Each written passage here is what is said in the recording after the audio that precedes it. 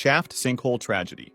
It was May 28, 1973, and a group of 9 diving experts had planned a dive at Mount Gambier's Shaft Sinkhole. This sinkhole had a unique feature. There was only a tiny opening leading to a cave with a lake 20 feet below. From this opening, a beam of light went down into the cave and onto the lake, which was extremely helpful for the divers' orientation. This beam was visible throughout most of the cave, unless divers ventured too deep into one of the 2 side branches. Everyone initially agreed that they would stay within a 200-foot maximum depth range so they could remain in the main chamber and still see the guiding light. This was their only plan. On the second day, however, 4 divers planned to go to the western section of the cave, aiming for a depth of 250 feet, which would have been a new record. This was deeper than initially intended and posed a significant risk because, in 1973, divers were still using regular air cylinders rather than mixed gas tanks. For this reason, they had to be more cautious as they went downwards, because nitrogen narcosis might have settled in. As they went down, the increasing pressure would have pushed the nitrogen into the bloodstream, producing a state of consciousness that is similar to when people are drunk. Keep in mind that these divers were not very experienced in cave diving. They were more accustomed to standard open water scuba diving. This added even more risk to their plan. They started going downwards into the western section of the cave, and one experienced diver noticed that nitrogen narcosis was kicking in, so he immediately went back out. Several of them followed him and went back to the surface as well, but 4 of them kept going, determined to set the record and get a quick look before resurfacing. After a minute or so, the group at the surface became concerned, realizing the 4 divers would soon exhaust their air supply. A few returned to the cave to find them, and they discovered a flashlight and a camera on the bottom, but no trace of the divers. There was a problem that we haven't yet mentioned: silt. The movements of the 4 divers stirred up the long settled silt into a sand cloud that would take a lot of time to settle back. This reduced visibility to less than an arm's length, removing any hope for orientation for the underwater divers. Without being able to see anything, oxygen running dangerously low, and nitrogen narcosis kicking in, the 4 divers drowned.